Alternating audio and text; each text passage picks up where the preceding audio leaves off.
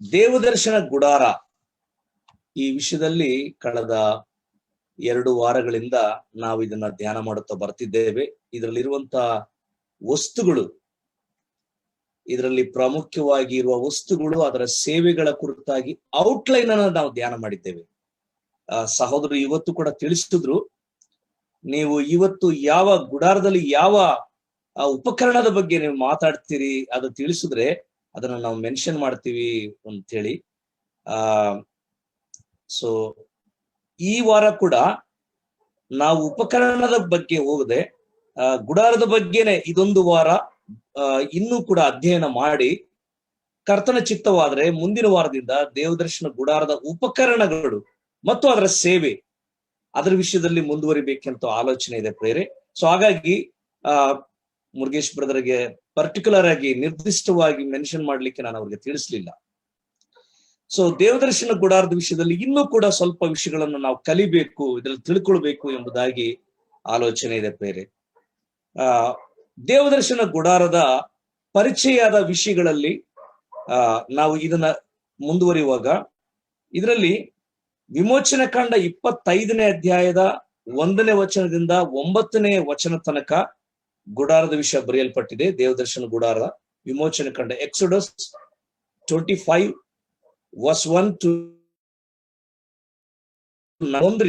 1 ಮತ್ತು ವಿಮೋಚನೆ ಕಂಡ 35ನೇ ಅಧ್ಯಾಯ ಪೂರ್ತಿಯಾಗಿ ದೇವದರ್ಶನ ಗುಡಾರದ ವಿಷಯದಲ್ಲಿ ಕೂಡ ಬರೆಯಲ್ಪಟ್ಟಿದೆ. ವಿಮೋಚನೆ ಕಂಡ 25 ಮತ್ತು ವಿಮೋಚನೆ ಕಂಡ 35ನೇ ಅಧ್ಯಾಯ 1ರಿಂದಲೂ ಕೂಡ ಬರೆಯಲ್ಪಟ್ಟಿದೆ.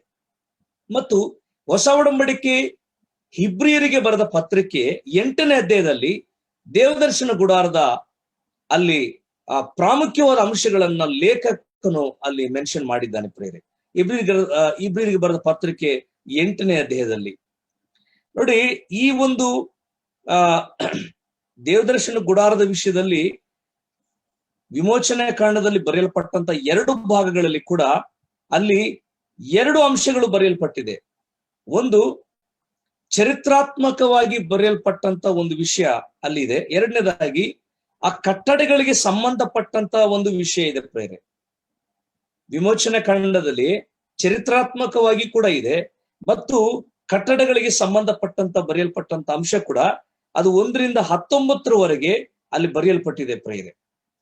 1ರಿಂದ 1ನೇ ವಿಮೋಚನೆ ಕಾಂಡ 1ನೇ ಅಧ್ಯಾಯ 19ರವರೆಗೆ ಚರಿತ್ರಾತ್ಮಕವಾದ ಸಂಬಂಧಪಟ್ಟಂತ ವಿಷಯ ಮತ್ತು 19ರಿಂದ ಉಳಿದ ಎಲ್ಲ ಅಧ್ಯಾಯಗಳು ಕೂಡ ಈ ಒಂದು ಗುಡಾರದ ವಿಷಯದಲ್ಲಿ ಅಥವಾ ಕಟ್ಟಡಗಳ ವಿಷಯದಲ್ಲಿ ಬರೆಯಲ್ಪಟ್ಟಂತ ಸತ್ಯಾಂಶವಿದೆ ಎಂಬುದಾಗಿ ಕೂಡ ನಾವು ಇದ್ರ ಬಗ್ಗೆ ತಿಳ್ಕೊಳ್ತಾ ಇದ್ದೇವೆ. ಪ್ರಾಮುಖ್ಯವಾಗಿ ಗುಡಾರದ ಒಂದು ನಿರ್ಮಾಣ ಮತ್ತು ಉದ್ದೇಶವು ಕಳೆದ 2 ವಾರಗಳಲ್ಲಿ ಧ್ಯಾನ ಮಾಡಿದಾಗೆ ಇದು ನಾನು ಅವರ ಮಧ್ಯದಲ್ಲಿ ವಾಸ ಮಾಡೋದಕ್ಕಾಗಿ ನೀವು ನನಗೆ ಒಂದು ಗುಡಾರವನ್ನು ಏರ್ಪಡಿಸ್ಬೇಕೆಂಬುದಾಗಿ ವಿಮೋಚನೆ ಕಂಡ 25ನೇ ಅಧ್ಯಾಯ 8ನೇ ವಾಕ್ಯದಲ್ಲಿ ಈ ಮಾತು ಬರೆಯಲ್ಪಟ್ಟಿದೆ. ವಿಮೋಚನೆ ಕಂಡ 28ನೇ ಅಧ್ಯಾಯ 8ನೇ ವಾಕ್ಯದಲ್ಲಿ ನಾನು ಅವರ ಮಧ್ಯದಲ್ಲಿ ನಿವಾಸ ಮಾಡುವುದಕ್ಕಾಗಿ, ಆ ವಾಕ್ಯವನ್ನು ನಾನು ಓದ್ತೇನೆ ಪ್ರೇರೆ, ದಯಮಾಡಿ ಗಮನಿಸ್ರಿ.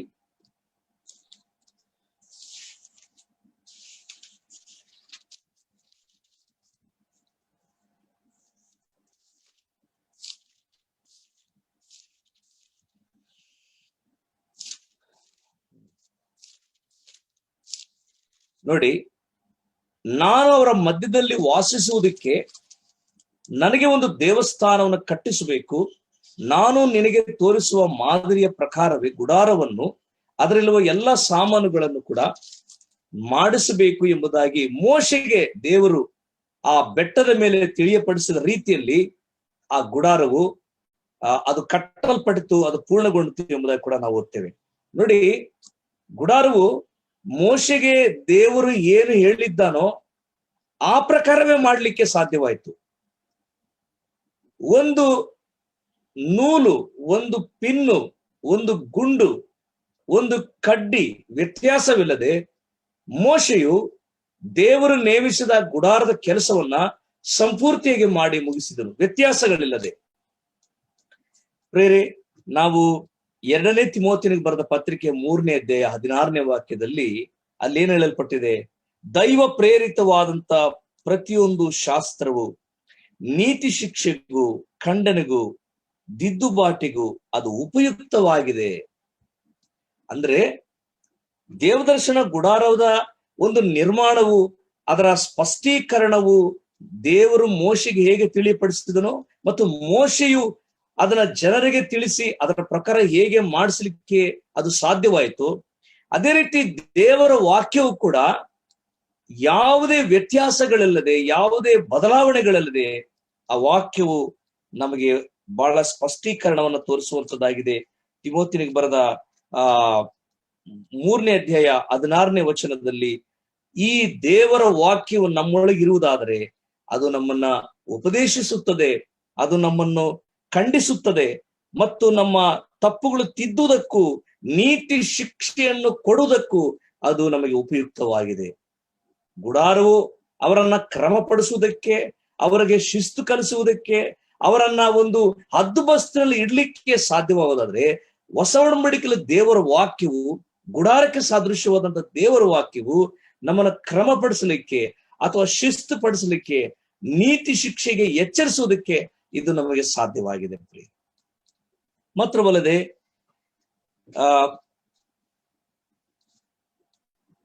ದೇವದರ್ಶನ ಗುಡಾರದ ಈ ಸಂಗತಿಯು ಸುಮಾರು ಬೈಬಲ್ನಲ್ಲಿ ಅದರ ಅಧ್ಯಾಯಗಳು 50 ಅಧ್ಯಾಯಗಳಲ್ಲಿ ಇದರ ವಿಷಯದಲ್ಲಿ ಬರೆಯಲ್ಪಟ್ಟಿದೆ. 50 ಅಧ್ಯಾಯಗಳು. ಆದ್ರೆ ದೇವರು ಸೃಷ್ಟಿ ವಿಷಯದಲ್ಲಿ ಬರೆಯಲ್ಪಟ್ಟದ್ದು 1-2 ಅಧ್ಯಾಯದಲ್ಲಿ ಬರೆಯಲ್ಪಟ್ಟಿದೆ. ಸೃಷ್ಟಿ ವಿಷಯದಲ್ಲಿ ಆದಿಕಾಂಡ 1ನೇ ಅಧ್ಯಾಯ 2ನೇ ಅಧ್ಯಾಯದಲ್ಲಿ ಈ ಜಗತ್ತನ್ನು ಹೇಗೆ ಸೃಷ್ಟಿಸಿದನೆಂಬುದಾಗಿ ಆದಿಕಾಂಡ 1-2ರಲ್ಲಿ ಆತನು ತಿಳಿಸಿದ್ದಾನೆ. ಆದ್ರೆ ದೇವದರ್ಶನ ಗುಡಾರದಲ್ಲಿ ಸುಮಾರು 50 ಅಧ್ಯಾಯಗಳಲ್ಲಿ ಈ ಗುಡಾರದ ಮಾಹಿತಿಯನ್ನ ದೇವರು ಜನರಿಗೆ ತಿಳಿಪಡಿಸಿದ್ದಾನೆ. ಉದಾಹರಣೆಗೆ ವಿಮೋಚನ ಕಾಂಡದಲ್ಲಿ 13 ಅಧ್ಯಾಯಗಳಲ್ಲಿ ದೇವದರ್ಶನ ಗುಡಾರವಿದೆ ಪ್ರೇರೆ. ಎರಡನೇದಾಗಿ ಅರಣ್ಯ ಕಾಂಡದಲ್ಲಿ ಕೂಡ 13 ಅಧ್ಯಾಯಗಳಲ್ಲಿ ದೇವದರ್ಶನ ಗುಡಾರದ ಬಗ್ಗೆ ಮಾಹಿತಿ ಇದೆ. ವಿಮೋಚನ ಕಾಂಡ 13ನೇ ಅಧ್ಯಾಯ 13 ಅಧ್ಯಾಯಗಳು, ಅರಣ್ಯ ಕಾಂಡ 13 ಅಧ್ಯಾಯಗಳು ಮತ್ತು ಯಾಜಕ ಕಾಂಡದಲ್ಲಿ 18 ಅಧ್ಯಾಯಗಳು, ಧರ್ಮೋಪದೇಶ ಕಾಂಡದಲ್ಲಿ 2 ಅಧ್ಯಾಯಗಳು, ಹೊಸ ಒಡಂಬಡಿಕೆಯ ಇಬ್ರಿಯರಿಗೆ ಬರೆದ ಪತ್ರಿಕೆಯಲ್ಲಿ 4 ಅಧ್ಯಾಯಗಳು. ಹೀಗೆ ಸುಮಾರು 50 ಅಧ್ಯಾಯಗಳಲ್ಲಿ ಇದರ ವಿಷಯದಲ್ಲಿ ಬರೆಯಲ್ಪಟ್ಟಿದೆ ಪ್ರಿಯರೇ. ಮಾತ್ರವಲ್ಲದೆ ದೇವದರ್ಶನ ಗುಡಾರವು ಅದು ಒಂದು ತಾತ್ಕಾಲಿಕವಾದಂತ ಒಂದು ಅನ್ಯೋನ್ಯತೆಗಾಗಿ, ತಾತ್ಕಾಲಿಕವಾದಂತ ದೇವ ಸಾನ್ನಿಧ್ಯವನ್ನು ಅವರು ಅನುಭವಿಸುವುದಕ್ಕಾಗಿ ಭೂಮಿ ಮೇಲೆ ಅದು ಹಾಕಲ್ಪಡುವಂತ ಒಂದು ಟೆಂಟ್ ಗುಡಾರ. ಕಳೆದ ವಾರ ಹೇಳಿದ ಹಾಗೆ ಪ್ರೇರೆ, ಪರಲೋಕದಲ್ಲಿ ಇರುವ ದೇವಾಲಯದ ಸಂಪೂರ್ಣವಾದ ಛಾಯೆಯ ರೂಪವೇ ಈ ಭೂಲೋಕದಲ್ಲಿರುವ ದೇವದರ್ಶನ ಗುಡಾರವಾಗಿತ್ತು. ಆ ನಮೂನೆಯು ಗುಡಾರವಾಗಿತ್ತು. ಬೇರೆ ಯಾವ ಆಲೋಚನೆ ಇಲ್ಲ. ಪರಲೋಕದಲ್ಲಿರುವಂತ ದೇವರನ್ನು ಆರಾಧಿಸುವಂತ ಆ ನಮೂನೆ ಇದೆಯಲ್ಲ, ಆ ಒಂದು ಛಾಯೆ, ಅದು ಭೂಲೋಕದಲ್ಲಿ ಅವರಿಗೆ ಕೊಡಲ್ಪಟ್ಟಿತ್ತು ಪ್ರೇರೆ. ಮತ್ತು ದೇವದರ್ಶನ ಗುಡಾರವು ಅದು ತಾತ್ಕಾಲಿಕವಾಗಿದ್ದೆ. ಅದು ಅವರಿಗೆ ಆ ಗುಡಾರದ ಸೇವೆಯು ಸುಮಾರು 400 ವರ್ಷಗಳ ಕಾಲ ಅವರಿಗೆ ಆ ಗುಡಾರದ ಸೇವೆ ಬಂದಿತ್ತು ಪ್ರೇರೆ. ಇಷ್ಟು ವರ್ಷ ಕಾಲ, ಸುಮಾರು 400 ವರ್ಷಗಳ ಕಾಲ ಅವರಿಗೆ ಸೇವೆ ಆ ಗುಡಾರ ಒದಗಿಸಿತ್ತು ಪ್ರೇರೆ.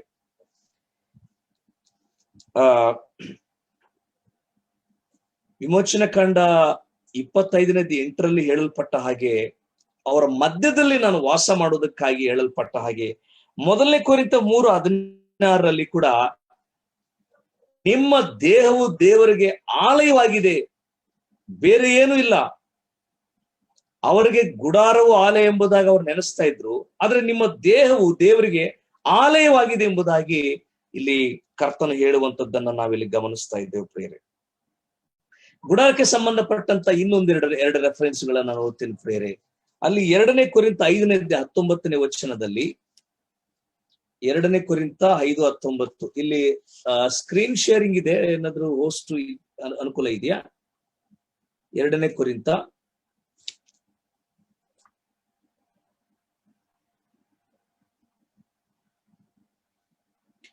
5:19 ಗಮನಿಸುವಾಗ, ಆ ಸಮಾಧಾನ ವಾಕ್ಯವೇನೆಂದರೆ ದೇವರು ಮನುಷ್ಯರ ಅಪರಾಧಗಳನ್ನು ಅವರ ಲೆಕ್ಕಕ್ಕೆ ಹಾಕದೆ ಲೋಕವನ್ನು ಕ್ರಿಸ್ತನಲ್ಲಿ ತನಗೆ ಸಮಾಧಾನ ಪಡಿಸಿಕೊಳ್ಳುತ್ತಿದ್ದನೆಂಬುದೇ ಅದನ್ನು ಸಾರುವ ಸೇವೆಗೆ ನಮ್ಮನ್ನು ನೇಮಿಸಿದ್ದಾನೆ. ನೋಡಿ, ಅಲ್ಲಿ ಬರೆಯಲ್ಪಟ್ಟಂತ ಒಂದು ವಾಕ್ಯ 5:19 2 ಕೊರಿಂಥ 5:19. ಆ ಸಮಾಧಾನ ವಾಕ್ಯ, ದೇವರು ಮನುಷ್ಯರ ಅಪರಾಧಗಳನ್ನು ಅವರ ಲೆಕ್ಕಕ್ಕೆ ಹಾಕದೆ ಲೋಕವನ್ನು ಕ್ರಿಸ್ತನಲ್ಲಿ ತನಗೆ ಸಮಾಧಾನ ಪಡಿಸಿಕೊಳ್ಳಬೇಕು. ಕ್ರಿಸ್ತನಲ್ಲಿ ಈ ಗುಡಾರದ ಮೂಲಕವಾಗಿ, ಅಲ್ಲಿ ನಡೆಯುವಂತ ಸೇವೆಗಳ ಮೂಲಕವಾಗಿ ದೇವರೊಂದಿಗೆ ಅವರಿಗೆ ಸಮಾಧಾನ. ಹಾಗೆಯೇ ಕರ್ತನಾದ ಯೇಸು ಕ್ರಿಸ್ತನ ಮೂಲಕವಾಗಿ ಅವರಿಗೆ ಒಂದು ಸಮಾಧಾನದ ಸಂಬಂಧವನ್ನು ಏರ್ಪಡಿಸುವುದಕ್ಕೆ ಕರ್ತನಾದ ಯೇಸು ಕ್ರಿಸ್ತನ ಮೂಲಕವಾಗಿ ಅವ್ರಿಗೊಂದು ಮಾರ್ಗವು ಸಿದ್ಧ ಮಾಡಿಸಿದ್ರು ಅಂತ ಬೇರೆ. ಗುಡಾರವು ದೇವರ ವಾಕ್ಯಕ್ಕೆ ಸಾದೃಶ್ಯವಾದದ್ದು. ಅದೇ ಗುಡಾರವು ನಮ್ಮ ಕರ್ತನಾದ ಯೇಸು ಕ್ರಿಸ್ತನಿಗೂ ಕೂಡ ಸಾದೃಶ್ಯವಾಗಿದ್ದಂತಾಗಿದೆ. ಮತ್ತಾಯನ ಬರೆದ ಸುವಾರ್ತೆ 1ನೇ ಅಧ್ಯಾಯ 23ನೇ ವಾಕ್ಯದಲ್ಲಿ ಕೂಡ ಇದಕ್ಕೆ ಸಂಬಂಧಪಟ್ಟಂತ ಆ ಆಲೋಚನೆ ನಾವು ಓದಿಕೊಳ್ಳೋದಾದ್ರೆ, ಮತ್ತಾಯನ ಬರೆದ ಸುವಾರ್ತೆ 1ನೇ ಅಧ್ಯಾಯ 23ನೇ ವಾಕ್ಯ. ನಿಮ್ಮಲ್ಲಿ ಯಾರಾದ್ರೂ ಕೂಡ ಅನ್ಮ್ಯೂಟ್ ಮಾಡ್ಕೊಂಡು ವಾಕ್ಯವನ್ನು ಸಹಾಯ ಮಾಡಬಹುದು ಪ್ರೇರೆ, ಓದಿ.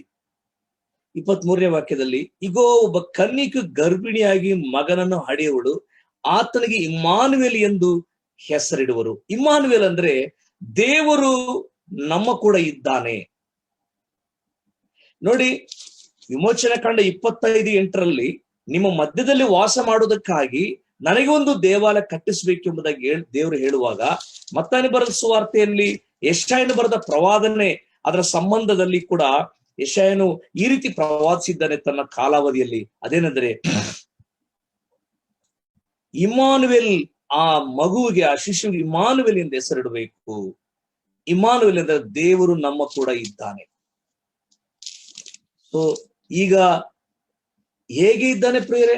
ಆಗ ಗುಡಾರ ಇದ್ದಿದ್ರಿಂದ, ಅದರ ತೇಜಸ್ ಸಾನ್ನಿಧ್ಯವನ್ನು ಅನುಭವಿಸುತ್ತಿರುವುದರಿಂದ ಅವರಿಗೆ ದೇವರ ಅನುಭವ ಸಿಗ್ತಾ ಇತ್ತು. ಈಗ ನಮ್ಮ ಮಧ್ಯದಲ್ಲಿ ಇರುವಂತದ್ದು ನಮ್ಮ ಕರ್ತನಾದ ಯೇಸು ಕ್ರಿಸ್ತನ ವಾಕ್ಯವು. ಆತನು ನಮ್ಮ ಕೂಡ ಇದ್ದಾನೆ. ಮತ್ತಾಯನ ಬರೆದ ಸುವಾರ್ತೆ 18ನೇ ಅಧ್ಯಾಯದಲ್ಲಿ 23ನೇ ವಾಕ್ಯದಲ್ಲಿ ಓದ್ತೇವೆ, ಎಲ್ಲಿ 2-3 ನನ್ನ ಹೆಸರಿನಲ್ಲಿ ಕೂಡಿ ಬರುತ್ತಾರೋ ಅವರ ಮಧ್ಯದಲ್ಲಿ ನಾನು ಇರುತ್ತೇನೆ, ಅವರ ಮಧ್ಯದಲ್ಲಿ ನಾನು ಇರುತ್ತೇನೆ. ಸೊ ಹೊಸ ಒಡಂಬಡಿಕೆಯಲ್ಲಿ ದೇವ ಮಕ್ಕಳಿಗೆ, ವಿಶ್ವಾಸಿಗಳಿಗೆ ಎಂತ ಒಂದು ಕೃಪೆಯನ್ನು, ವ್ಯವಸ್ಥೆಯನ್ನು ಮಾಡಿಕೊಟ್ಟಿದ್ದಾನೆ.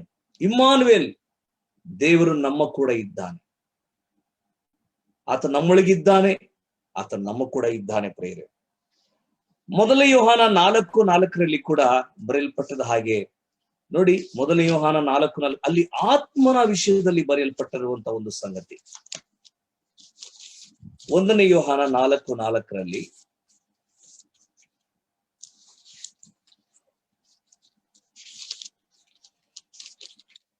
ಆ ಪ್ರಿಯರಾದ ಮಕ್ಕಳೇ, ನೀವಂತೂ ದೇವರಿಂದ ಹುಟ್ಟಿದವರಾಗಿದ್ದೀರಿ ಮತ್ತು ಲೋಕದಲ್ಲಿರುವವನಿಗಿಂತ ನಿಮ್ಮಲ್ಲಿರುವ ಆತನು ಹೆಚ್ಚಿನವನಾಗಿರುವುದರಿಂದ ಆ ಲೋಕದಲ್ಲಿರುವವನು ನಿಮ್ಮಲ್ಲಿರುವ ಆತನು ಹೆಚ್ಚಿನವನು. ಕೊರಿಂಥ ಬರೆದ ಪತ್ರಿಕೆಯಲ್ಲಿ ನೀವೇ ದೇವಾಲಯ ಎಂಬುದಾಗಿ ಪೌಲನು ಬರೆದಿದ್ದಾನೆ.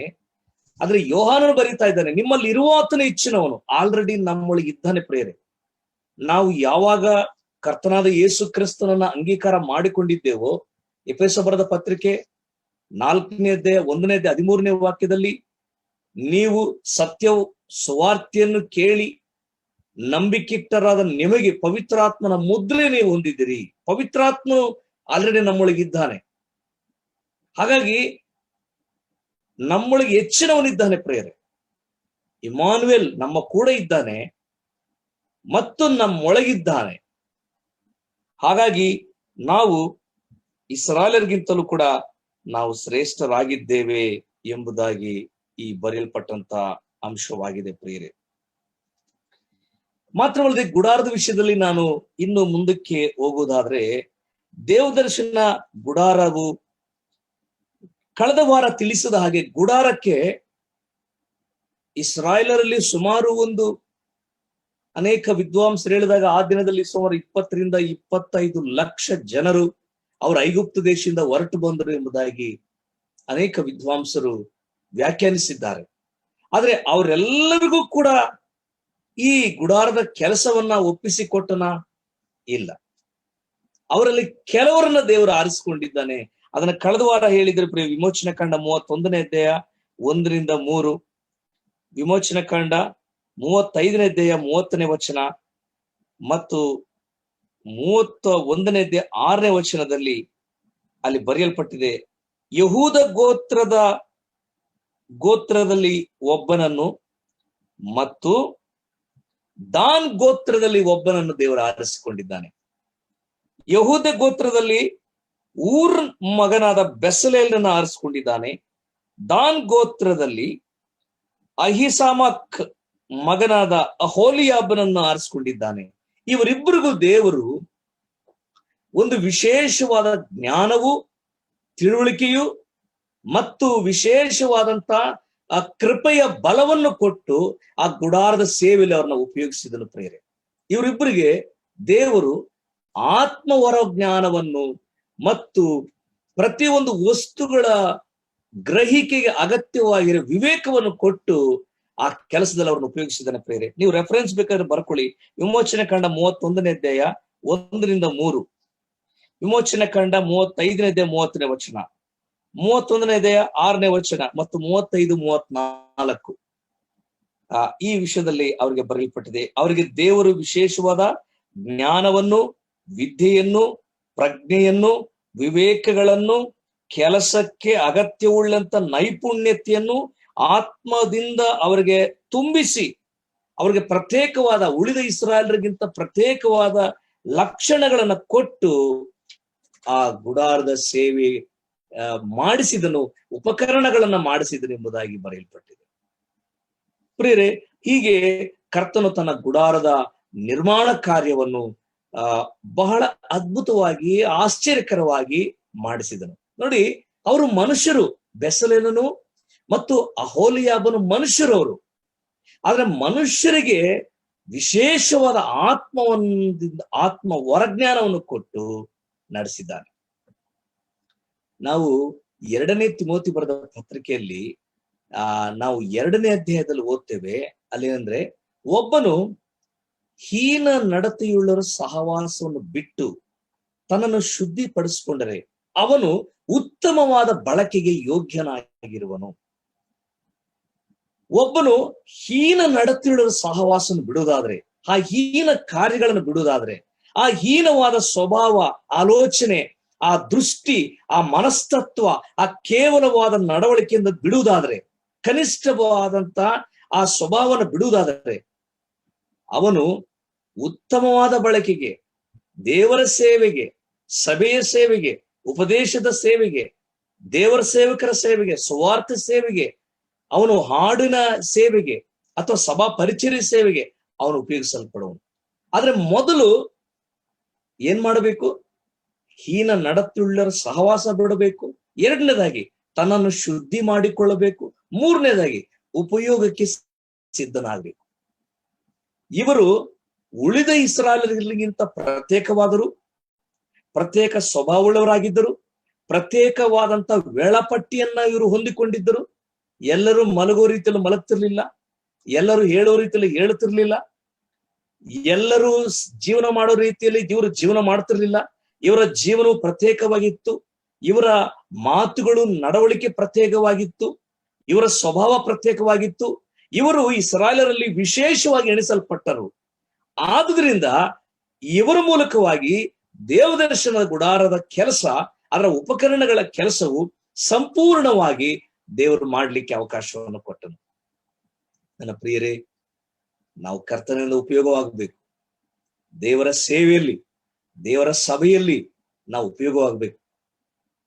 ಉಪಯೋಗವಾಗುವುದಕ್ಕಾಗಿಯೇ ಕರ್ತನು ನಮ್ಮನ್ನು ರಕ್ಷಿಸಿದ್ದಾನೆ. ಉಪಯೋಗವಾಗುವುದಕ್ಕಾಗಿಯೇ ವಿಶೇಷವಾದ ಕೃಪಾವರಗಳನ್ನು ಕೊಟ್ಟಿದ್ದಾನೆ. ಉಪಯೋಗವಾಗುವುದಕ್ಕಾಗಿಯೇ ಆತನು ನಮ್ಮನ್ನು ತನ್ನ ಆತ್ಮನ ಮೂಲಕವಾಗಿ ತುಂಬಿಸಿ ಪ್ರೇರೇಪಿಸ್ತಾ ಇದ್ದಾನೆ. ಹಾಗಾಗಿ ನಾವು ಹೀನ ನಡತೆಯುಳ್ಳರ ಸಹವಾಸ ಬಿಡಬೇಕಾಗಿದೆ ಮತ್ತು ನಾವು ಉತ್ತಮವಾದ ಬಳಕೆಗೆ ಯೋಗ್ಯರನ್ನಾಗಿ ಮಾಡಿಕೊಳ್ಳಬೇಕಾಗಿದೆ ಮತ್ತು ಶುದ್ಧಿ ಮಾಡಿಕೊಂಡು ಉಪಯೋಗಕ್ಕಾಗಿ ಸಿದ್ಧರಾಗಬೇಕಾಗಿದೆ. ಕರ್ತನು ಆ ರೀತಿ ನಮ್ಮನ್ನು ನಡೆಸಲಿಕ್ಕೆ ಪ್ರೇರೆ. ನೋಡಿ, ಈ ದೇವದರ್ಶನ ಗುಡಾರವು ಆ ಇದು ದೇವರಾತ್ಮನಿಂದ ತುಂಬಲ್ಪಟ್ಟು ಮಾಡಿದಂತ ಒಂದು ಕೆಲಸವಾಗಿದೆ ಪ್ರೇರೆ. ನಾವು ಅರಣ್ಯಕಾಂಡ 4ನೇ ಅಧ್ಯಾಯ 3ನೇ ವಚನದಲ್ಲಿ ಬರೆಯಲ್ಪಟ್ಟ ಹಾಗೆ ಅಲ್ಲಿ ಏನ್ ಬರೆಯಲ್ಪಟ್ಟಿದೆ ಅಂದ್ರೆ, ಸುಮಾರು 50 ವರ್ಷ ಉಳ್ಳವರು ಈ ಗುಡಾರದ ಸೇವೆಗೆ ಅವರು ಸಿದ್ಧರಾಗಬೇಕು.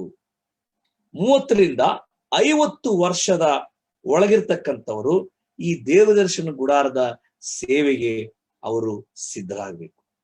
ಅರಣ್ಯಕಾಂಡ 4ನೇ ಅಧ್ಯಾಯ 3ನೇ ವಚನದಲ್ಲಿ ಆ ಮಾತು ಬರೆಯಲ್ಪಟ್ಟಿದೆ. ಯಾಕೆ ಈ 30ರಿಂದ 50 ವರ್ಷ ತನಕ ಅವರು ವಯಸ್ಸುಳ್ಳವರಾಗಿರಬೇಕು? ಯಾಕಂದ್ರೆ 30ನೇ ಒಂದು ವಯಸ್ಸಿನ ಪ್ರಾಯವು ಸದೃಢವಾದಂತ ಮೈಕಟ್ಟು, ಜ್ಞಾನ, ತಿಳುವಳಿಕೆ, ವಿವೇಕಗಳನ್ನ ಗ್ರಹಿಸಿಕೊಳ್ಳತಕ್ಕಂತ ಒಂದು ತಿಳುವಳಿಕೆ ಅವರಲ್ಲಿರ್ತದೆ. ಸದೃಢವಾದಂತ ಮೈಕಟ್ಟು ಮತ್ತು ವಿವೇಕವುಳ್ಳಂತ ಮನಸ್ತತ್ವ, ಒಳ್ಳೆದ್ರ ಕೆಟ್ಟರ ಅರಿವನ್ನು ಹುಟ್ಟಿಸುವಂಥದ್ದು 30ರಿಂದ 50.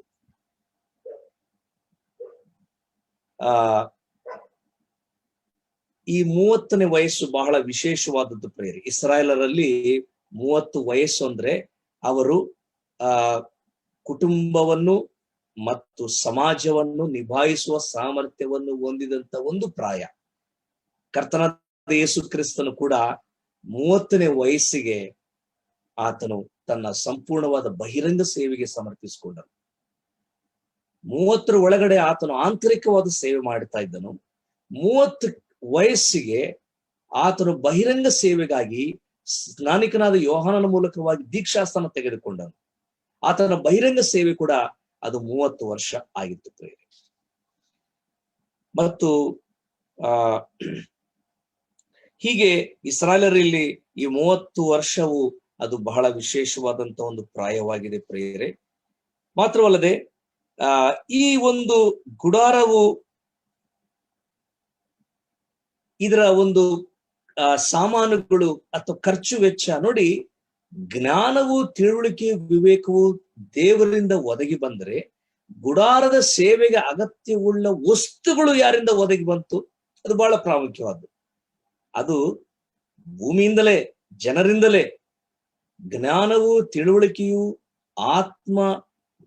ಆತ್ಮ ನಡೆಸುವಿಕೆ ಇದೆಲ್ಲ ದೇವರಿಂದ ಬಂದದ್ದು. ಆದ್ರೆ ಗುಡಾರಕ್ಕೆ ಬೇಕಾದ ವಸ್ತುಗಳು, ಉಪಕರಣಗಳಿಗೆ ಬೇಕಾದಂತ ಅಗತ್ಯವುಳ್ಳ ವಸ್ತುಗಳು ಅದು ಹೇಗೆ ಒದಗಿ ಬಂತು ಪ್ರೇರೆ?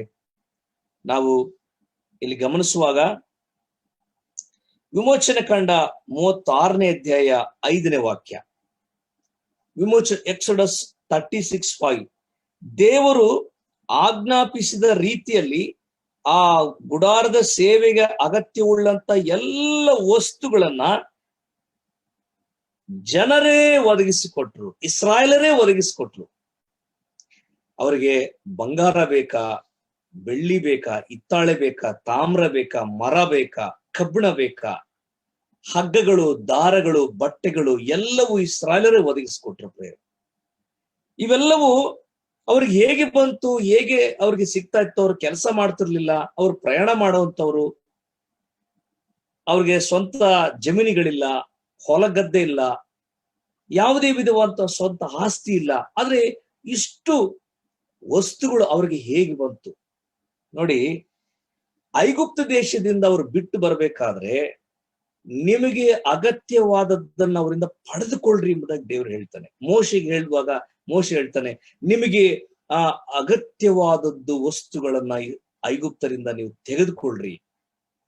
ಐಗುಪ್ತರಿಂದ ಅವರು ಬೆಳ್ಳಿ, ಬಂಗಾರ ಮತ್ತು ತಾಮ್ರ, ಹಿತ್ತಾಳೆ, ಅನೇಕ ಬಟ್ಟೆಗಳು, ಅನೇಕ ವಿಧವಾದಂತ ಉಪಯೋಗ ಬರೋ ವಸ್ತುಗಳನ್ನ ತೆಗೆದುಕೊಂಡು ಬರ್ತಾರೆ ಪ್ರೇರೆ. ಆ ತೆಗೆದುಕೊಂಡು ಬಂದದ್ದು ಇಲ್ಲಿ ದೇವದರ್ಶನ ಗುಡಾರಕ್ಕೆ ಬಹಳ ಉಪಯೋಗವಾಗ್ತದೆ, ಬಹಳ ಪ್ರಯೋಜನವಾಗ್ತದೆ. ಕೆಲವು ವಸ್ತುಗಳು ಆ ಸೀನಾಯಿ ಪರ್ವತದ ಹತ್ರ ಬಸವನನ್ನ ಮಾಡ್ಲಿಕ್ಕೆ ಉಪಯೋಗಿಸ್ತಾರೆ. ಎಲ್ಲವೂ ಅಲ್ಲ. ಯಾರು ಈ ದಾತಾನ್ ಅಭಿರಾಮರು ಅಂದ್ರೆ ಬಸವನ ಮೂರ್ತಿಗೆ ಪ್ರೇರೇಪಿಸಲ್ಪಟ್ಟು ಬಸವನನ್ನ ಆರಾಧಿಸ್ಲಿಕ್ಕೆ ಪ್ರೇರೇಪಣೆ ಹೊಂದಿ ಇಸ್ರಾಯೇಲರನ್ನ ದಾರಿ ತಪ್ಪಿಸ್ಲಿಕ್ಕೆ ಅವರ ಕಡೆ ಸೇರ್ಕೊಂಡಿರ್ತಾರೋ ಅವರೇ ವಸ್ತುಗಳು ಮಾತ್ರ ಬಸವನ ಮೂರ್ತಿಗೆ ನಿರ್ಮಾಣಕ್ಕೆ ಕೊಡ್ತಾರೆ, ಬೇರೆ ಯಾರು ಕೊಡ್ಲಿಲ್ಲ. ಆದ್ರೆ ಎಲ್ಲರ ವಸ್ತುಗಳು ಈ ಗುಡಾರಕ್ಕೆ ಉಪಯೋಗವಾದವು. ಅವ್ರ ಹತ್ರ ಇರೋದು ಬಂಗಾರವಾಗ್ಲಿ ಅಥವಾ ಬೆಳ್ಳಿ, ಹಿತ್ತಾಳೆ, ತಾಮ್ರ ಎಲ್ಲ ವಸ್ತುಗಳು ಈ ಗುಡಾರದ ನಿರ್ಮಾಣಕ್ಕೆ ಅವ್ರಿಗೆ ಒದಗಿ ಬಂತು ಪ್ರಿಯರೇ. ನೋಡಿ, ಇದರಲ್ಲಿ ದೇವರು ಹೇಳಿರುವ ಕೆಲಸಕ್ಕೆ ಅವರು ಹಿಂದೆಗೆಯದೆ ಕೊಟ್ಟರು ಪ್ರಿಯರೇ. ದೇವರು ಹೇಳಿದ ಕೆಲಸಕ್ಕೆ ಅವರು ಹಿಂದೆಗೆಯದೆ ಕೊಟ್ಟರು. ನಾವು ವಿಮೋಚನಾ ಕಾಂಡ 25ನೇ ಅಧ್ಯಾಯ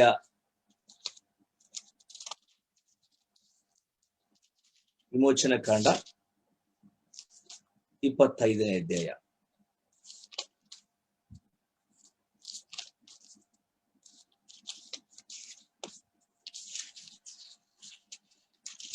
ನೋಡಿ, 25ನೇ ಅಧ್ಯಾಯದಲ್ಲಿ 2ನೇ ವಚನ, ಇಸ್ರಾಯೇಲರು ನನಗೋಸ್ಕರ ಕಾಣಿಕೆಯನ್ನು ಮೀಸಲಿಡಬೇಕೆಂದು ಅವರಿಗೆ ಹೇಳು, ಮನಪೂರ್ವಕವಾಗಿ ಕೊಡುವುದರಿಂದಲೇ ಆ ಕಾಣಿಕೆಯನ್ನು ತೆಗೆದುಕೊಳ್ಳಬೇಕು. ನೀನು ಅವರಿಂದ ತೆಗೆದುಕೊಳ್ಳಬೇಕಾದ ಕಾಣಿಕೆಗಳು ಯಾವುದೆಂದರೆ ಚಿನ್ನ, ಬೆಳ್ಳಿ, ತಾಮ್ರ ಎಂಬ ಲೋಹಗಳು, ನೀಲಿ, ಧೂಮ್ರ, ರಕ್ತ ವರ್ಣಗಳುಳ್ಳ ದಾರಗಳು, ನಾರು ಬಟ್ಟೆಗಳು, ಆಡು ಕೂದಲಿನ ಬಟ್ಟೆಗಳು, ಹದ ಮಾಡಿರುವ ಕೆಂಪು ಬಣ್ಣದ ಕುರಿದೊಗಲುಗಳು, ಕಡಲು ಹಂದಿಯ ತೊಗಲುಗಳು, ಜಾಲಿ ಮರವು, ದೀಪಕ್ಕೆ ಬೇಕಾದ ಎಣ್ಣೆಯು, ಅಭಿಷೇಕ ತೈಲಕ್ಕೆ ಪರಿಮಳ ಧೂಪಕ್ಕೆ ಬೇಕಾದಂತ ಸುವಾಸನ ದ್ರವ್ಯಗಳು, ಮಹಾಯಾಜಕನ ಕವಚಕ್ಕೆ ಬೇಕಾಗಿರುವ ಗೋಮೇಧಿಕ ರತ್ನಗಳು, ಪದಕದ ಚೀಲದಲ್ಲಿ ಕೆತ್ತಬೇಕಾದ ನಾನಾ ರತ್ನಗಳು ಇವೆ. ಇವೆಲ್ಲವನ್ನು ಕೂಡ ನೀನು ಇಸ್ರಾಯೇಲರಿಂದ ತೆಗೆದುಕೊಳ್ಳಬೇಕು ಎಂಬುದಾಗಿ ಬರೆಯಲ್ಪಟ್ಟಿದೆ. ನೋಡಿ, ತೆಗೆದುಕೊಳ್ಳಬೇಕು ಅಂದ್ರೆ ನೀನು ಅವ್ರಿಗೆ ಕೇಳಬೇಕು. ಸೊ ನೀನು ಅವ್ರಿಗೆ ಕೇಳಿದಾಗ ಅವ್ರು ಹೇಗೆ ಕೊಡಬೇಕು ಎಂಬುದಾಗಿ ಬರೆಯಲ್ಪಟ್ಟಿದೆ ಪ್ರೇರೆ. ಅವ್ರು ಹೇಗೆ ಕೊಡ್ಬೇಕಂತೆ? 2ನೇ ವಚನ, ಮನಪೂರ್ವಕವಾಗಿ ಕೊಡಬೇಕು. ಬಲವಂತದಿಂದ ನೀನು ಕಸಕೊಳ್ಳಬಾರದು, ಅಥವಾ ಅವರು ಬೇಸರಿಕೆಯಿಂದ ನಿನಗೆ ಕೊಡಬಾರದು, ಗುಣಗುಟ್ಟುವಿಕೆಯಿಂದ ಕೊಡಬಾರದು, ಅಥವಾ ಇನ್ನಿ ಏನೋ ಎರಡು ಮನಸ್ಸಿನಿಂದ ಅವ್ರು ಕೊಡಬಾರದು. ಅವರು ಮನಪೂರ್ವಕವಾಗಿ ಕೊಡಬೇಕು.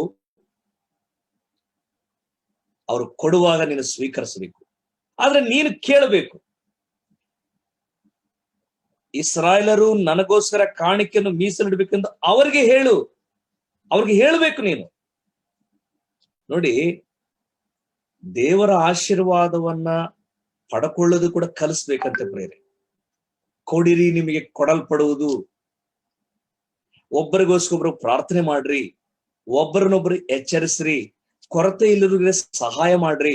ಇದೆಲ್ಲವೂ ಕೂಡ ಕಲಿಸಬೇಕು ಪ್ರೇರೆ. ನಮ್ಮ ಮಕ್ಕಳಿಗೆ ಕಲಿಸ್ಬೇಕು, ನಮ್ಮ ಸಭೆಯವರಿಗೂ ಕಲಿಸ್ಬೇಕು. ಅವರು ಅವ್ರು ಕೊಡಬೇಕಾದ್ರೆ ನೀನು ಅವರಿಗೆ ಕೊಡುವುದನ್ನು ಕಲಿಸ್ಬೇಕು. ನೋಡಿ, ಇಲ್ಲಿ ಕಲಿಸ್ತಾ ಇದ್ದಾನೆ ಮೋಶೆ. ಅವ್ರಿಗೆ ಮೀಸಲಿಡಬೇಕೆಂದು ಹೇಳು. ದಯೆಯಿಂದ ಕೊಡುವುದಲ್ಲ, ಒಂದು ಕನಿಕರವಿಟ್ಟು ದೇವರಿಗೆ ಕೊಡುವುದಲ್ಲ, ದೇವರಿಗಾಗಿ ಮೀಸಲಿಡಬೇಕು, ದೇವರಿಗಾಗಿ ಕೊಡಲೇಬೇಕು ಎಂಬ ನಿರ್ಣಯ, ವಿಧಿ ಮತ್ತು ಆಜ್ಞೆ ಪ್ರೇರೆ. ಮನಪೂರ್ವಕವಾಗಿ ಕೊಡಬೇಕು ದೇವರಿಗೆ. ಬೇರೆ ದೇವರಿಗೆ ಕೊಡುವ ವಿಷಯದಲ್ಲಿ ವಿಮೋಚನಾ ಕಾಂಡ 30ನೇ ಅಧ್ಯಾಯದಲ್ಲಿ ಏನ್ ಹೇಳಲ್ಪಟ್ಟಿದೆ ಅಂದ್ರೆ, ವಿಮೋಚನಾ ಕಾಂಡ 30ನೇ ಅಧ್ಯಾಯ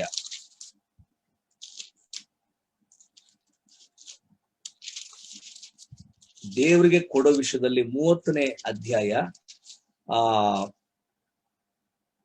16ನೇ ವಾಕ್ಯದಲ್ಲಿ 30-16 ನೀನು 15ರಿಂದ ನಾವು ಓದುವುದಾದ್ರೆ, ಯೆಹೋವನಿಗೆ ಕಪ್ಪವನ್ನ ಕೊಡಬೇಕು. ಪ್ರಾಣ ರಕ್ಷಣೆಯ ಕಪ್ಪವನ್ನು ಯೆಹೋವನಿಗೆ ಕೊಡುವುದರಲ್ಲಿ ಐಶ್ವರ್ಯವಂತರು ₹1/2 ಹೆಚ್ಚು ಕೊಡಬಾರದು, ಬಡವರು ಕಡಿಮೆ ಕೊಡಬಾರದು.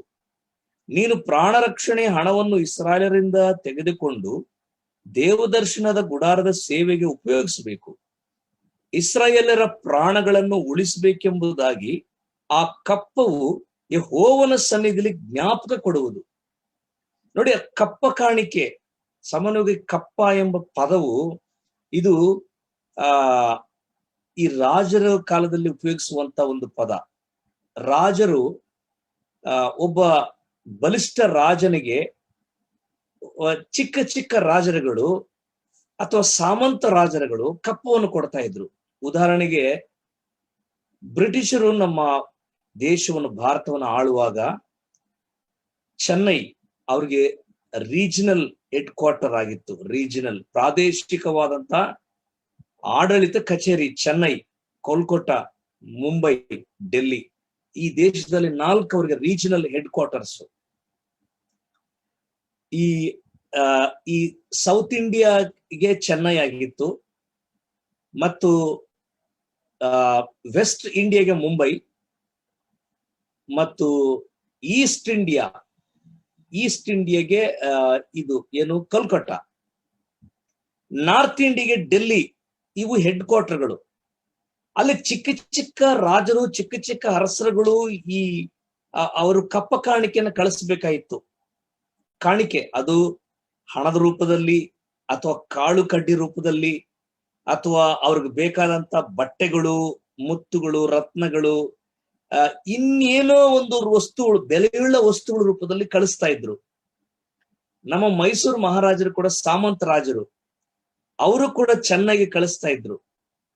ಈ ಟ್ರೈನ್ ಎಲ್ಲ ಹಾಕಿದಾರಲ್ಲ, ತಾಳಗುಪ್ಪಟ್ಟು, ಬ್ಯಾಂಗ್ಳೂರು, ಮೈಸೂರು ಟ್ರೈನ್ಗಳು ಬ್ರಿಟಿಷರು ಜನರು ಓಡಾಡಕ್ಕೆ ಹಾಕೊಂಡಿರೋದಲ್ಲ ಪ್ರೇರೆ. ಅವರಿಗೆ ಆಹಾರ ಸಾಮಗ್ರಿಗಳು, ಊಟ ವ್ಯವಸ್ಥೆ, ಇನ್ನು ಅನೇಕ ಪದಾರ್ಥಗಳು ಅವ್ರಿಗೆ ಸಿಗಬೇಕು ಸುಲಭವಾಗಿ. ಈ ಟ್ರೈನ್ ಗೂಡ್ಸ್ ನಲ್ಲಿ ಕಳಿಸ್ಕೊಡ್ತಾ ಇದ್ರು. ತಾಳಗುಪ್ಪದಿಂದ ತರಕಾರಿಗಳು, ಕಾಳು ಕಡ್ಡಿ, ಬೇಳೆ, ಭತ್ತ ಎಲ್ಲ ಕಳಿಸ್ತಾ ಇದ್ರು. ಚೆನ್ನೈಗೆ ಹೋಗ್ತಾ ಇತ್ತು. ಹಾಗೆ ಮೈಸೂರಿಂದ ಹೋಗ್ತಾ ಇತ್ತು, ಬ್ಯಾಂಗ್ಳೂರಿಂದ ಹೋಗ್ತಾ ಇತ್ತು. ಅವರು ಬ್ರಿಟಿಷರ ಸಂಚಾರ ಮತ್ತು ವ್ಯಾಪಾರ ವಹಿವಾಟಿಗಾಗಿ, ಆಮೇಲೆ ಆಹಾರ ಪದಾರ್ಥಗಳನ್ನ ಅವರು ತರಿಸ್ಕೊಳ್ಳೋದಕ್ಕಾಗಿ, ಕಳಿಸೋದಕ್ಕಾಗಿ, ಅನೇಕ ಸಾಮಗ್ರಿಗಳನ್ನು ಕಳಿಸೋದಕ್ಕಾಗಿ ರೈಲ್ವೆ ಲೈನ್ ಎಲ್ಲ ಹಾಕಿದ್ರು ಅವರ ಕಾಲದಲ್ಲಿ. ನಮ್ಮ ಮೈಸೂರು ಮಹಾರಾಜರು ಕೃಷ್ಣರಾಜೇಂದ್ರ ಒಡೆಯರ್ ಆಗಿರ್ಲಿ, ನಾಲ್ವಡಿ ಕೃಷ್ಣರಾಜೇಂದ್ರ ಒಡೆಯರು, ಅವರೆಲ್ಲರೂ ಕೂಡ ಬ್ರಿಟಿಷರಿಗೆ ಚೆನ್ನಾಗಿ ಕಪ್ಪ ಕಾಣಿಕೆಯನ್ನು ಕಳಿಸ್ತಾ ಇದ್ರು. ಕಳಿಸಿದ್ರಿಂದಲೇ ಇವತ್ತುವರೆಗೂ ಮೈಸೂರಿನಲ್ಲಿ ಅವರ ಯಾವ ಅರಮನೆಗಳು, ಕಟ್ಟಡಗಳು ಧ್ವಂಸವಾಗ್ಲಿಲ್ಲ ನೋಡಿ. ಶ್ರೀರಂಗಪಟ್ಟಣದಲ್ಲಿ ಒಂದು ಅರಮನೆನೂ ಇಲ್ಲ. ಯಾಕಂದ್ರೆ ಟಿಪ್ಪು ಯಾರಿಗೂ ಕಳಿಸ್ತಿರ್ಲಿಲ್ಲ ಕಪ್ಪ ಕಾಣಿಕೆಯನ್ನ. ಟಿಪ್ಪು ಸಾಮ್ರಾಟ ಅರಸನು ಪ್ರಿಯರೇ. ಸಾಮ್ರಾಟನಂದ್ರೆ ಯುದ್ಧ ಮಾಡುವಂತವನು, ಹೋರಾಟಗಾರ, ಹೆದರೋದಿಲ್ಲ, ನಾನು ಫೈಟ್ ಮಾಡ್ತೀನಿ ಅಂತ ಹೇಳುವಂತವನು. ಆದ್ರೆ ಮೈಸೂರು ಮಹಾರಾಜರುಗಳು ಅವ್ರು ಯಾರು ಸಾಮ್ರಾಟರಲ್ಲ, ಅವ್ರು ಸಾಮಂತ ರಾಜರು. ಅಂದ್ರೆ ನಾವು, ನಮ್ಮ ಹೆಂಡತಿ ಮಕ್ಕಳು, ನಮ್ಮ ಪರಿವಾರದವರು, ನಮ್ಮ ರಾಜ್ಯ, ನಮ್ಮ ಅರಮನೆ, ನಾವು ಸುರಕ್ಷಿತವಾಗಿರ್ಬೇಕು, ನಿಮಗೇನ್ ಬೇಕೋ ಕೇಳಿ ನಾವು ಕೊಡ್ತೀವಿ, ಆತರ ಹೇಳೋರು ಮೈಸೂರು ಸಾಮಂತರ ಅರಸರುಗಳು ಅವರೆಲ್ಲರೂ. ಹಾಗಾಗಿ ಅರಮನೆ ಇವತ್ತುವರೆಗೂ ಚೆನ್ನಾಗಿದೆ. ಅಲ್ಲಿ ಲಲಿತಾ ಮಹಲ್ ಇದೆ, ಜಗನ್ಮೋಹನ್ ಪ್ಯಾಲೇಸ್ ಇದೆ, ಆ DC ಆಫೀಸ್ ಎಲ್ಲ ಅವ್ರದ್ದೇ ಕಟ್ಟಡ, ಮಹಾರಾಣಿ ಕಾಲೇಜು, ಮಹಾರಾಜ ಕಾಲೇಜ್ ಆಗ್ಲಿ, ಇನ್ನು ಅನೇಕ ಕಟ್ಟಡಗಳು ಯಾವುದು ಧ್ವಂಸ ಆಗಿಲ್ಲ ನೋಡಿ. ಅದೆಲ್ಲ ಹಾಗೆ ಇದೆ. ಅಂದ್ರೆ ಅರ್ಥ ಏನಂದ್ರೆ, ಅವರು ಸಾಮಂತ ರಾಜರು, ಅವರು ಉಳಿಯುವುದಕ್ಕಾಗಿ, ಅವರು ಸುರಕ್ಷತೆಗಾಗಿ ಬ್ರಿಟಿಷರಿಗೆ ಕಪ್ಪವನ್ನು ಕಳಿಸ್ಕೊಡ್ತಾ ಇದ್ರು. ಸೊ ಅದೇ ವಾಕ್ಯ ಇಲ್ಲಿ ಬರೆಯಲ್ಪಟ್ಟಿದೆ, ಅದಕ್ಕೆ ಸಂಬಂಧಪಟ್ಟಿದೆ ಅಂತ ಹೇಳಿದ್ರೆ, ಈ ಕಪ್ಪವು ನಿಮ್ಮ ಪ್ರಾಣಗಳನ್ನು ಕಾಪಾಡುವುದು, ಉಳಿಸುವುದು. ಕಪ್ಪ ಕಾಣಿಕೆ ಯೆಹೋವನಿಗೆ ಕೊಡಬೇಕು. ವಿಮೋಚನ ಕಾಂಡ 30ನೇ ಅಧ್ಯಾಯ 16ನೇ ವಾಕ್ಯದಲ್ಲಿ ಇಸ್ರಾಯೇಲರ ಪ್ರಾಣಗಳನ್ನು ಉಳಿಸಬೇಕೆಂಬುದಾಗಿ ಆ ಕಪ್ಪು ಯೆಹೋವನ ಸನ್ನಿಧಿಯಲ್ಲಿ ಜ್ಞಾಪಕ ಕೊಡುವುದು. ನೋಡಿ, ನಾನು ಮೈಸೂರು ಬಗ್ಗೆ ಹೇಳ್ಬೇಕಾದ್ರೆ ಸುಮಾರು ವರ್ಷ ನಾನು ಮೈಸೂರಲ್ಲಿ ಇದ್ದೆ ಪ್ರೇರೆ. ಪ್ರತಿ ವರ್ಷ ಬ್ಯೂಟಿಫುಲ್ ಸಿಟಿ ಮತ್ತು ಕ್ಲೀನ್ ಸಿಟಿ ಎಂಬುದಾಗಿ ಪ್ರತಿ ವರ್ಷ ಅವಾರ್ಡ್ ಬರ್ತದೆ ಮೈಸೂರಿಗೆ. Clean city and beautiful city, safety city, green city ಎಂಬುದಾಗಿ ಅವಾರ್ಡ್ ಬರ್ತದೆ. ಯಾಕಂದ್ರೆ ಅಷ್ಟು ಅಚ್ಚುಕಟ್ಟಾಗಿ ರೋಡ್ಗಳಾಗ್ಲಿ, ಅಥವಾ ಬಿಲ್ಡಿಂಗ್ಸ್ ಆಗ್ಲಿ, ಅಥವಾ ಅಲ್ಲಿನ ಒಂದು ಯಾವುದೇ ವಿಧವಾದಂತಹ ಒಂದು ಮೈಸೂರು ಮಹಾರಾಜರು KRS ಎಲ್ಲ ಸ್ಥಾಪನೆ ಮಾಡಿದ್ದು, ಡ್ಯಾಮ್ ಆಗ್ಲಿ, KRS ಗಾರ್ಡನ್ ಆಗ್ಲಿ, ಇನ್ನು ಅನೇಕ ಕಟ್ಟಡಗಳು, ಅವೆಲ್ಲ ಯಾಕೆ ಅವು ಉಳಿದಿದೆ ಅಂದ್ರೆ ಅವರು ಬ್ರಿಟಿಷರೊಂದಿಗೆ ಸಮಾಧಾನವಾಗಿದ್ರು, ಸಂಧಾನವಾಗಿದ್ರು. ಅವರು ಯುದ್ಧ ಮಾಡ್ತಿರ್ಲಿಲ್ಲ, ಅಥವಾ ಬ್ರಿಟಿಷರಿಗೆ ಸಲ್ಲಬೇಕಾದನ್ನ ಕೊಡ್ತಿರ್ಲಿಲ್ಲ, ಅದನ್ನ ಹಿಂದೆಗಿತ್ತಿರ್ಲಿಲ್ಲ. ಅವ್ರು ಏನ್ ಕೇಳ್ಕೊಂತಾರ ಅದನ್ನ ಕೊಡ್ತಿದ್ರು. ಪ್ರಿಯರೇ, ದೇವದರ್ಶನ ಗುಡಾರಕ್ಕೆ ಅಗತ್ಯವುಳ್ಳ ವಸ್ತುಗಳು ಇಸ್ರಾಯೇಲರು ಕೊಡಬೇಕು. ಬೇಸರಿಕೆಯಿಂದಲ್ಲ, ಇಕ್ಕಟ್ಟಿನಿಂದಲ್ಲ, ಮನಪೂರ್ವಕವಾಗಿ ಕೊಡಬೇಕು. ಇವತ್ತು ದೇವರು ಹೊಸ ಒಡಂಬಡಿಕೆ ವಿಶ್ವಾಸಿಗಳಿಗೆ ಏನ್ ಹೇಳಿದಾನೆ ಪ್ರಿಯರೇ? ನಾವು ಹೊಸ ಒಡಂಬಡಿಕೆಯಲ್ಲಿ ನೋಡುವಾಗ ಕೊರಿಂಥದವರಿಗೆ ಬರೆದ ಪತ್ರಿಕೆಯಲ್ಲಿ ಅಪೊಸ್ತಲನಾದ ಪೌಲನು ಕೊರಿಂಥ ಸಭೆಗೆ ಬರೀತಾ ಇದ್ದಾನೆ, ನೀವು ಬಲಾತ್ಕಾರದಿಂದಾಗಲಿ ದುಃಖದಿಂದಾಗಲಿ ಕೊಡಬೇಡ್ರಿ. 2ನೇ ಕೊರಿಂಥ 9ನೇ ಅಧ್ಯಾಯ 7ನೇ ವಚನದಲ್ಲಿ, ಪ್ರತಿಯೊಬ್ಬನು ತನ್ನ ತನ್ನ ಹೃದಯದಲ್ಲಿ ನಿರ್ಣಯಿಸಿಕೊಂಡ ಪ್ರಕಾರ ಕೊಡಲಿ, ದುಃಖದಿಂದಾಗಲಿ ಬಲಾತ್ಕಾರದಿಂದಾಗಲಿ ಯಾರೂ ಕೊಡಬಾರದು. ಯಾಕಂದರೆ ಸಂತೋಷವಾಗಿ ಕೊಡುವವನ ಮೇಲೆ ದೇವರಿಗೆ ಪ್ರೀತಿಯುಂಟು. ದೇವರು ಸಕಲ ವಿಧವಾದ ದಾನಗಳನ್ನು ನಿಮಗೆ ಧಾರಾಳವಾಗಿ ಅನುಗ್ರಹಿಸುವುದಕ್ಕೆ ಶಕ್ತನಾಗಿದ್ದರಿಂದ ನೀವು ಯಾವಾಗಲೂ ಎಲ್ಲ ವಿಷಯಗಳಲ್ಲಿ ಪರಿಪೂರ್ಣತೆ ಉಳ್ಳವರಾಗಿ ಸಕಲ ಸತ್ಕಾರ್ಯಗಳನ್ನು ಹೇರಳವಾಗಿ ಮಾಡುವವರಾಗಿರ್ಬೇಕು. ದೇವರಿಗೆ ಅವರು ಪರಿಪೂರ್ಣವಾಗಿ ಕೊಡಬೇಕಾಗಿತ್ತು. ಈ ಗುಡಾರದ ಸೇವೆಗೆ ಅವರು ಮನಪೂರ್ವಕವಾಗಿ ಕೊಟ್ಟರು, ಮತ್ತು ದೇವರಿಗೆ ಕೊಡುವಂತ ಕಪ್ಪ ಕಾಣಿಕೆ ಅದು ಮನಪೂರ್ವಕವಾಗಿ ಕೊಟ್ಟರು. ಹಾಗೆಯೇ ಸುವಾರ್ಥ ಸೇವೆಗೆ ಕೂಡ, ಸಭೆಗಳ ಸ್ಥಾಪನೆಗೆ, ಸುವಾರ್ಥ ಅಭಿವೃದ್ಧಿಗೆ, ಆತ್ಮಗಳ ರಕ್ಷಣೆಗೆ ಮನಪೂರ್ವಕವಾಗಿ ನಾವು ಕೊಡಬೇಕಾಗಿದೆ. 9ನೇ ಅಧ್ಯಾಯ ಅಲ್ಲಿ 6ನೇ ವಾಕ್ಯದಲ್ಲಿ ಏನು ಬರೆಯಲ್ಪಟ್ಟಿದೆ ಅಂದ್ರೆ, 2 Corinthians 9:6 ಆದ್ರೆ ಸ್ವಲ್ಪವಾಗಿ ಬಿತ್ತುವವನು ಪೈರನ್ನು ಸ್ವಲ್ಪವಾಗಿ ಕೊಯ್ಯುವನು, ಹೆಚ್ಚಾಗಿ ಬಿತ್ತುವವನು ಹೆಚ್ಚಾಗಿ ಕೊಯ್ಯುವನು ಎಂದು ತಿಳಿದುಕೊಳ್ಳಿರಿ. ಅಂದ್ರೆ ನಾವು ಎಷ್ಟು ಕರ್ತನಿಗೆ ಕೊಡುತ್ತೇವೋ ಅಷ್ಟು ನಾವು ಫಲವನ್ನು ಹೊಂದುತ್ತೇವೆ. ಇಸ್ರಾಯೇಲರು ಹೇರಳವಾಗಿ ಗುಡಾರದ ಸೇವೆಗೆ ಕೊಟ್ಟರು, ಅವರು ಹೇರಳವಾದ ಆಶೀರ್ವಾದವನ್ನ ಪಡ್ಕೊಂಡರು ಎಂಬುದಾಗಿ ಕೂಡ ಅಲ್ಲಿ ಬರೆಯಲ್ಪಟ್ಟಿದೆ ಪ್ರಿಯರೇ. ನಾನು ಈ ಗುಡಾರದ ವಿಷಯದಲ್ಲಿ ಇನ್ನು ಸ್ವಲ್ಪ ಮುಂದಕ್ಕೆ ಹೋಗ್ತೀನಿ ಪ್ರಿಯರೇ.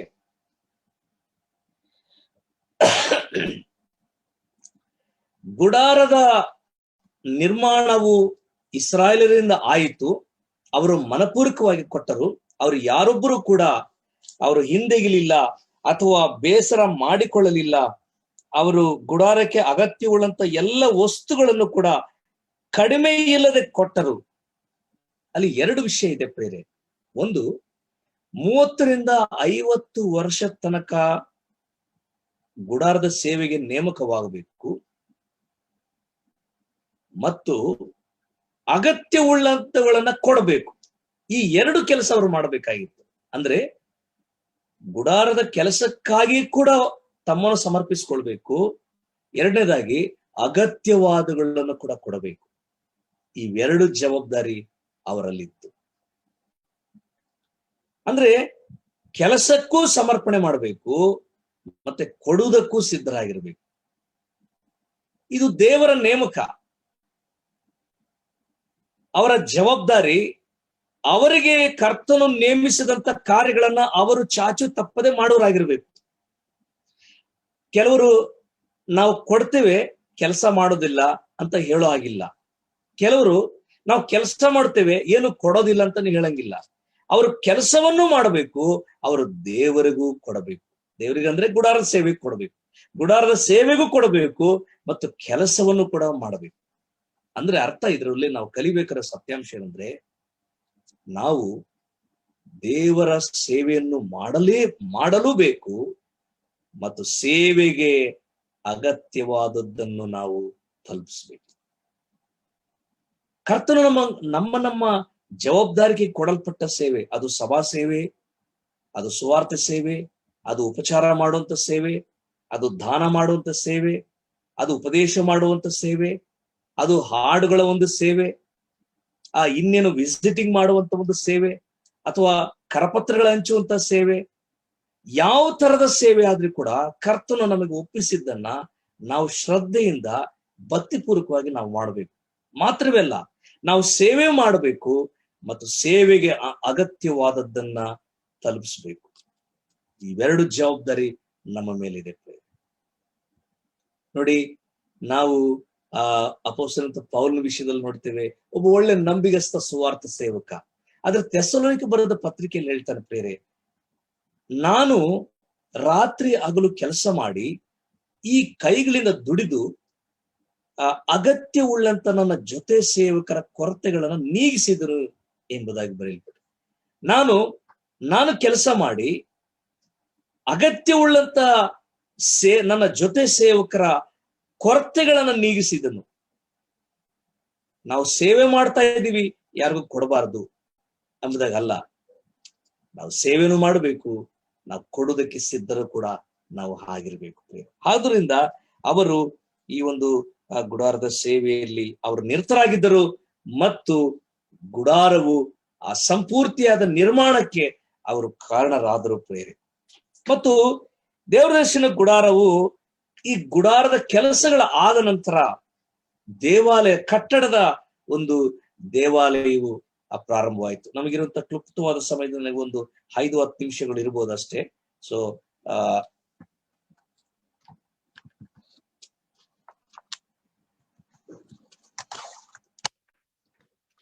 ಸಾರಿ, ಈ 5-10 ನಿಮಿಷಗಳ ಕಾಲ ನಾನು ಇದನ್ನ ನಿಮಗೆ ತಿಳಿಸ್ಲಿಕ್ಕೆ ಇಷ್ಟಪಡ್ತೇನೆ. ಗುಡಾರದ ಕಾರ್ಯವಾದ ನಂತರ ಒಂದು ಕಟ್ಟಡದ ಕೆಲಸದ ವಿಷಯದಲ್ಲಿ ಕೂಡ ಅದು ಕೂಡ ದೇವರ ಸಾನ್ನಿಧ್ಯವನ್ನು ಅವರು ಅನುಭವಿಸುವುದಕ್ಕಾಗಿ ಆ ಒಂದು ಕಟ್ಟಡ ಇತ್ತು. ಅದು ಸೊಲೊಮೋನ್ ಕಾಲದಲ್ಲಿಯೂ ಮತ್ತು ಜೆರುಬ್ಬಾಬೆಲ್ ಕಾಲದಲ್ಲಿ ಕಟ್ಟಲ್ಪಟ್ಟಂತ ಒಂದು ನಿವಾಸ ಸ್ಥಾನ, ಕಟ್ಟಡದ ಮೂಲಕವಾಗಿ ನಿವಾಸ ಸ್ಥಾನ.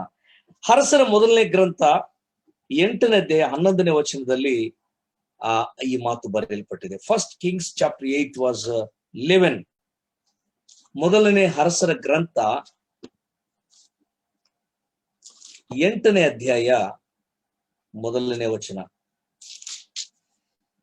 ಅನಂತರ ಅರಸನಾದ ಸೊಲೊಮೋನನು ದಾವೀದ ನಗರವಾದ ಚೀಯೋನಿನಿಂದ ಯೆಹೋವನ ಒಡಂಬಡಿಕೆ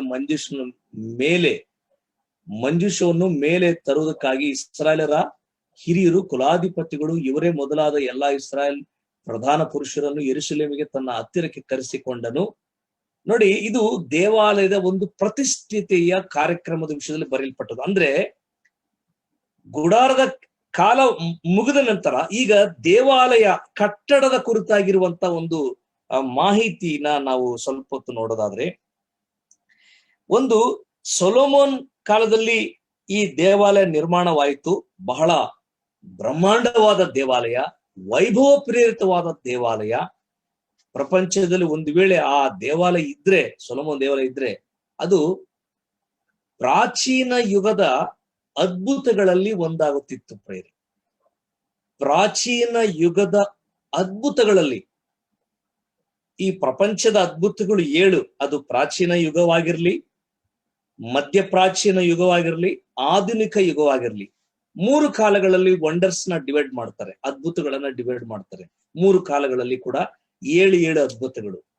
ಪ್ರಾಚೀನ ಕಾಲದ ಅದ್ಭುತಗಳು, ಡಯಾನಾ ಟೆಂಪಲ್ ಇದೆ, ನೆಬುಕತ್ ನೇಚರ್ನ ಹ್ಯಾಂಗಿಂಗ್ ಗಾರ್ಡನ್ಸ್ ಇದೆ. ನೆಬುಕತ್ ನೇಚರ್ನು ಅವನ ಹೆಂಡತಿಯರಿಗಾಗಿ ತೂಗುವ ತೋಟಗಳನ್ನ ಮಾಡಿದ್ದ ಬಾಬೆಲ್ ದೇಶದಲ್ಲಿ. ಅದು ಕೂಡ ಪ್ರಾಚೀನ ಯುಗದ ಕಾಲದಲ್ಲಿ ಅದ್ಭುತಗಳಲ್ಲಿ ಒಂದು. ನೆಬುಕತ್ ನೇಚರ್ನ ಮಾಡಿದಂತ ತೂಗುವ ತೋಟಗಳು, ಹ್ಯಾಂಗಿಂಗ್ ಗಾರ್ಡನ್ಸ್ ಮತ್ತು ಡಯಾನಾ ಟೆಂಪಲ್ ಪ್ರಾಚೀನ ಕಾಲದಲ್ಲಿ ಇದ್ದದ್ದು. ಸೊ ಪ್ರಾಚೀನ ಕಾಲದಲ್ಲಿ ಈ ಸೊಲೊಮೋನ್ ದೇವಾಲಯ ಕೂಡ ಒಂದಾಗುತ್ತಿತ್ತು. ಪ್ರೇಮ ಇದ್ದಿದ್ರೆ, ಒಂದು ನಿಮ್ರೋದನು ಕಟ್ಟಿಸಿದಂತ ಗೋಪುರ ಇದ್ದಿದ್ರೆ ಮತ್ತು ಸೊಲೊಮೋನ್ ಕಟ್ಟಿಸಿದಂತ ದೇವಾಲಯ ಪ್ರಾಚೀನ ಕಾಲದಲ್ಲಿ ಇದ್ದಿದ್ರೆ, ಆ ಕಾಲದ ಕಟ್ಟಡಗಳು ಇದ್ದಿದ್ರೆ ಅದ್ಭುತಗಳೆಲ್ಲ ಒಂದಾಗುತ್ತಿತ್ತು. ಅವು ಇಲ್ಲ, ಹಾಗಾಗಿ ಅವುಗಳನ್ನ ಬಿಟ್ಬಿಟ್ರು. ಸೊ ದೇವಾಲಯವು ಕಟ್ಟಲ್ಪಟ್ಟಿತ್ತು ಸುಮಾರು 40 ವರ್ಷ. ಆದ್ರೆ ಕಂಪ್ಲೀಷನ್ಗೆ ಬರೋಷ್ಟಿಗೆ 46 ವರ್ಷ ಆಯ್ತು ದೇವಾಲಯದ ಆ ಒಂದು ಕಟ್ಟಡದ ಕೆಲಸವು. ಮತ್ತು ಜೆರುಬ್ಬಾಬೆಲ್ ಕೂಡ ದೇವಾಲಯವನ್ನು ಕಟ್ಟಿದ್ದಾನೆ. ಎರಡು ದೇವಾಲಯ ಕಟ್ಟಲ್ಪಟ್ಟವು. ಸೊಲೊಮೋನ್ ಕಟ್ಟಿದ್ದಾನೆ ಮತ್ತು ಜೆರುಬ್ಬಾಬೆಲ್ ಕೂಡ ಕಟ್ಟಿದ್ದಾರೆ. ಪ್ರೇರೆ, ಸೊಲೊಮೋನ್ ಕಟ್ಟಿದ ಈ ದೇವಾಲಯದಲ್ಲಿ ದೇವರ ತೇಜಸ್ ಸಾನ್ನಿಧ್ಯವು ಮೇಘದೋಪಾದಿಯಲ್ಲಿ ನೆಲೆಗೊಳ್ಳುತ್ತಾ ಇತ್ತು. ಅಲ್ಲಿ ಅರ್ಪಣೆ ಮಾಡ್ತಾ ಇದ್ರು, ಬಲಿ ಅರ್ಪಣೆ ಯಾಜಕರು. ಧೂಪ ಸೇವೆ ನಡೀತಾ ಇತ್ತು, ಯಾಜಕರ ಸೇವೆ ನಡೀತಾ ಇತ್ತು. ಜನರು ದೇವಾಲಯದ ಹತ್ರ ಬಂದು ಅದರ ಆ ತೇಜಸ್ ಸಾನ್ನಿಧ್ಯನ ಅನುಭವಿಸಿ ದೇವರನ್ನ ಮಹಿಮೆ ಪಡಿಸ್ತಾ ಇದ್ರು ಮತ್ತು ಆರಾಧಿಸ್ತಾ ಇದ್ರು ಕೂಡ ಎಂಬುದಾಗಿ ಕೂಡ ಬರೆಯಲ್ಪಟ್ಟಿದೆ ಪ್ರೇರೆ. ಅಂದ್ರೆ ಸೊಲೊಮೋನ್ ದೇವಾಲಯವು ಕೆಡವಲ್ಪಟ್ಟಿತ್ತು ನೆಬೂಕದ್ನೆಚ್ಚರನ ಕಾಲದಲ್ಲಿ. ಅಲ್ಲಿರೋ ಎಲ್ಲ ಇಸ್ರಾಯೇಲರನ್ನ ಸೆರೆಗೆ ಒಯ್ದನು ಪ್ರೇರೆ. ಮತ್ತು ಎರಡನೇ ಸಾರಿ ಹೆಜ್ರನ ಗ್ರಂಥ 6ನೇ ಅಧ್ಯಾಯ 15ನೇ ವಚನದಲ್ಲಿ ಜೆರುಬ್ಬಾಬೆಲ್ ಮೂಲಕವಾಗಿ ದೇವರು ಆ ದೇವಾಲಯವನ್ನು ಕಟ್ಟಿಸ್ತಾನೆ. ನೆಬೂಕದ್ನೆಚ್ಚರನು ಕೆಡವಿದಂತ ಆ ದೇವಾಲಯವನ್ನು, ಆ ಶಿಥಿಲವನ್ನು ಪುನಃ ಎಜ್ರ 6ನೇ ಅಧ್ಯಾಯ 15, 16ರಲ್ಲಿ ಬರೆಯಲ್ಪಟ್ಟಿದೆ. ಅರಸನಾದ ದಾರ್ಯಾವೇಶನ ಆಳ್ವಿಕೆಯ 6ನೇ ವರ್ಷ ಆಧಾರ್ ನೆಲದಲ್ಲಿ ಅಂದ್ರೆ ತಿಂಗಳಿನಲ್ಲಿ ಆ ದೇವಾಲಯವು ಕೆಲಸ ಪೂರ್ತಿ ಆಯ್ತು ಪ್ರೇರ. ಆ ಆಧಾರ್ ತಿಂಗಳಿನಲ್ಲಿ ದಾರ್ಯಾವೇಶನ ಆಳ್ವಿಕೆಯಲ್ಲಿ ಆ ಒಂದು ಜೆರುಬ್ಬಾಬೆಲ್ ಮೂಲಕವಾಗಿ ಈ ದೇವಾಲಯವು ಪೂರ್ತಿ ಆಯ್ತು. ನನ್ನ ಪ್ರಿಯ ಸಹೋದರ ಸಹೋದರಿ, ಗುಡಾರವು, ಅದರ ನಿರ್ಮಾಣವು, ಅದರ ಉಪಕರಣಗಳು, ಅದರ ವಸ್ತುಗಳು, ಗುಡಾರವಾದ ನಂತರ ಕಟ್ಟಡಗಳು.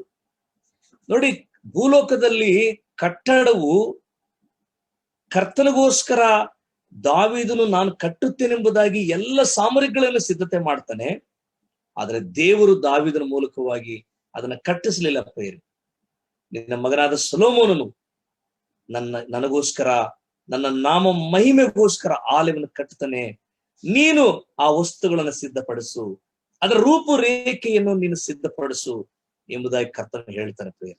ಅಂದ್ರೆ ನಾವು ಕಲಿತಿರತಕ್ಕಂಥ ಪಾಠಗಳೇನಂದ್ರೆ ಪ್ರೇರೆ, ನಾವು ಯಾವ ಸೇವೆಗೆ ನೇಮಿಸಲ್ಪಟ್ಟಿದ್ದೇವೆ, ಕರ್ತನಿಗಾಗಿ ಯಾವ ಕಾರ್ಯಕ್ಕಾಗಿ ನೇಮಿಸಲ್ಪಟ್ಟಿದ್ದೇವೆ, ಯಾವ ಕಾರ್ಯಗಳಿಗಾಗಿ ಪ್ರೇರೇಪಿಸಲ್ಪಡ್ತಾ ಇದ್ದೇವೆ, ಅವುಗಳನ್ನ ಗುರುತಿಸಿಕೊಂಡು ನಾವು ಜವಾಬ್ದಾರಿಕೆಯಿಂದ ನಾವು ಮಾಡಬೇಕಾಗಿದೆ.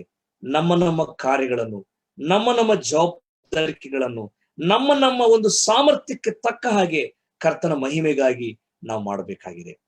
ಆ ಹಳೆ ಒಡಂಬಡಿಕೆಯ ಆ ಗುಡಾರ ಅಥವಾ ದೇವಾಲಯವು ಅದು ಹೊಸ ಒಡಂಬಡಿಕೆಯಲ್ಲಿ ಕರ್ತನಾದ ಯೇಸು ಕ್ರಿಸ್ತನನ್ನು ಸೂಚಿಸುವಂತದ್ದು, ದೇವರ ವಾಕ್ಯವನ್ನು ಸೂಚಿಸುವಂತದ್ದು, ಮತ್ತು ನಾವೇ ದೇವಾಲಯ ಎಂಬುದಾಗಿ ನಮ್ಮನ್ನು ಕೂಡ ಸೂಚಿಸುವಂತದ್ದು. ಹಾಗಾಗಿ ಆತ ನಮ್ಮಲ್ಲಿ ವಾಸ ಮಾಡ್ತಾ ಇದ್ದಾನೆ. ನಾವು ದೇವರಿಗೆ ಆರಾಧನಾ ಸ್ಥಳವಾಗಿದ್ದೇವೆ.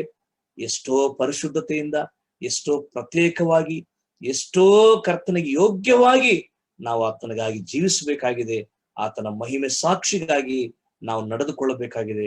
ಹಾಗೆ ಕರ್ತ ನಮ್ಮನ್ನು ನಡೆಸಲಿ, ತನ್ನ ಕೃಪೆಗೆ ತಕ್ಕಂತೆ ನಮ್ಮನ್ನು ಬಲಪಡಿಸಲಿ. ದೇವರು ತಾನೇ ಈ ವಾಕ್ಯಗಳನ್ನು ನಮ್ಮೆಲ್ಲರಿಗೋಸ್ಕರ ಆಶೀರ್ವದಿಸಲಿ.